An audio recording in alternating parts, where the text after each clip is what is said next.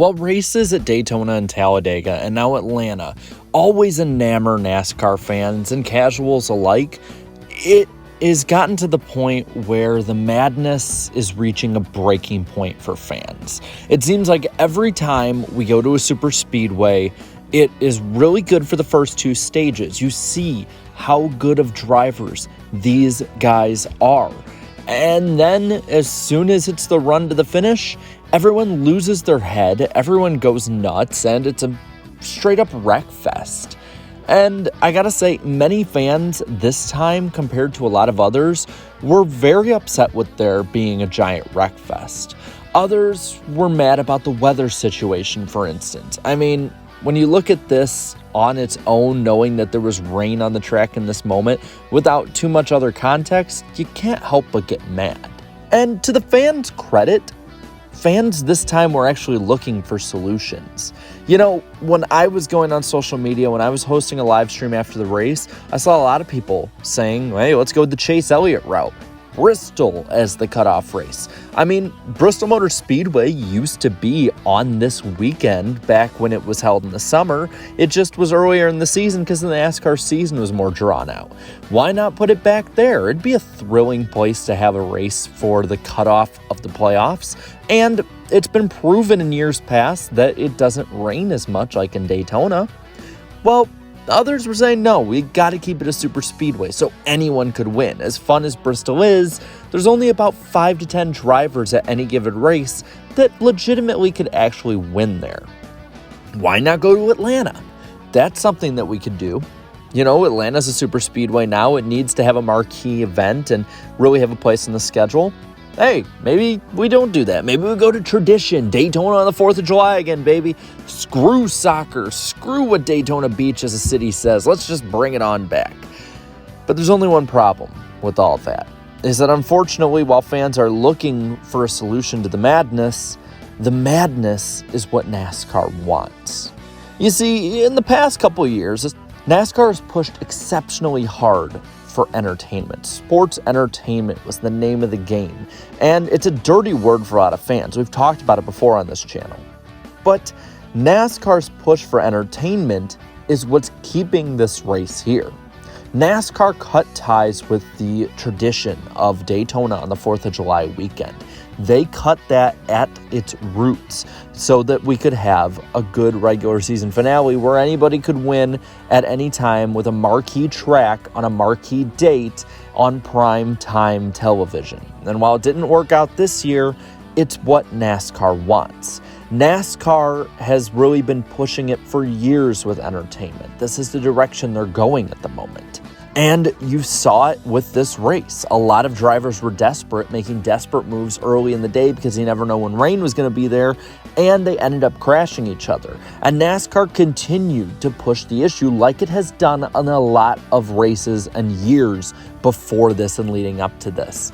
And to NASCAR's credit, they've gotten away with it sometimes. They've gotten away with letting the drivers race to the ragged edge and making it something that we at home watch in awe, watch in absolute craziness. And in a lot of ways, it's been really good for the sport. I'm not going to say that every entertainment decision has been bad, but NASCAR pushed it too far.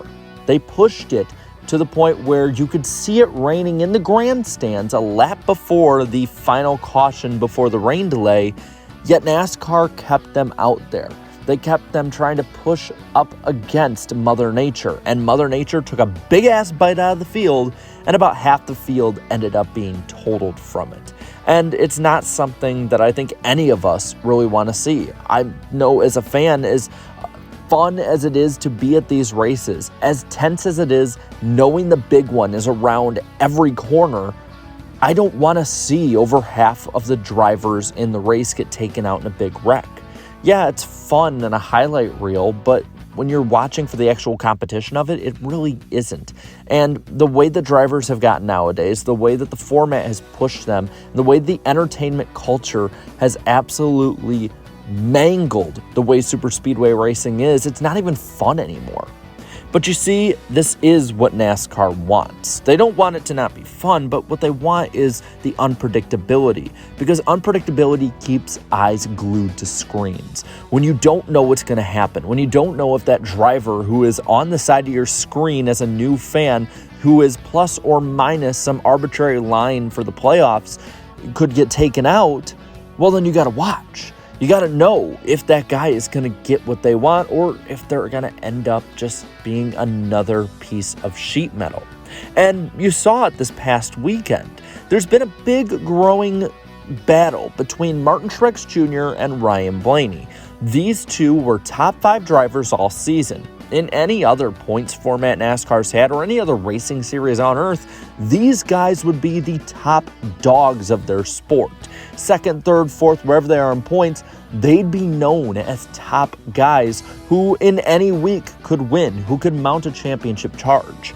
Instead, these two top drivers are on the bubble line.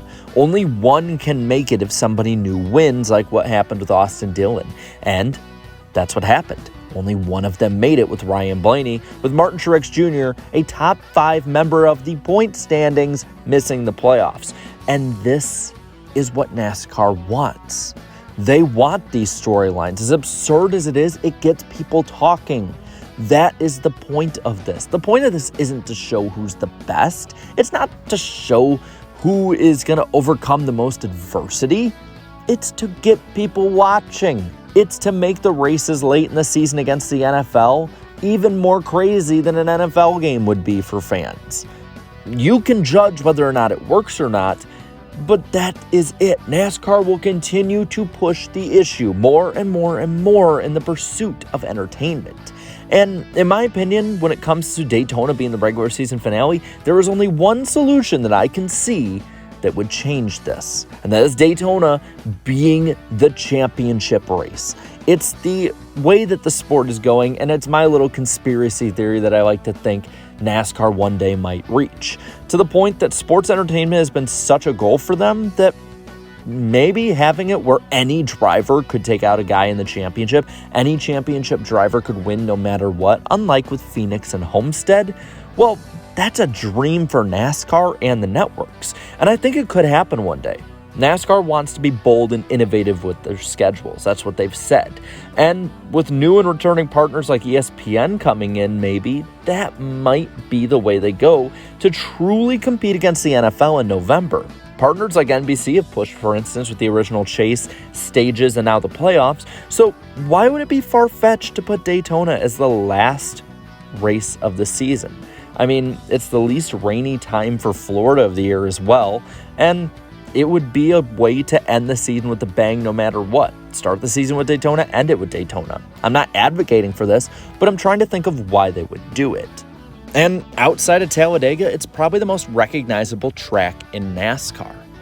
But overall, I can only think that this is possible because this has been the trajectory of the sport since 2004, constantly changing it, chasing after fans who aren't in the sport at the expense of old ones. NASCAR has continued to push the envelope with safety, with pushing it to the edge with entertainment, with all of it. And now it seems like it's all kind of reaching ahead for fans. It feels like fans in a lot of ways, with super speedway racing in particular, have reached a bit of a breaking point compared to usual.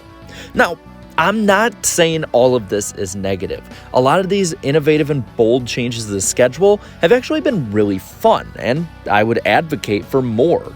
The big one that we all talk about is the Charlotte Roval, which year after year has proven to have great moments that fans wouldn't get with the Charlotte Fall race the way it was before.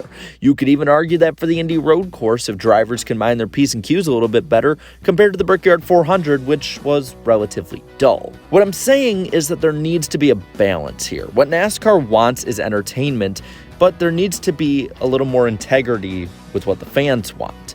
At the moment, this is out of balance. NASCAR has went full send on entertainment, and what you're seeing is what NASCAR is wanting you to see. Now, I want to know what you think.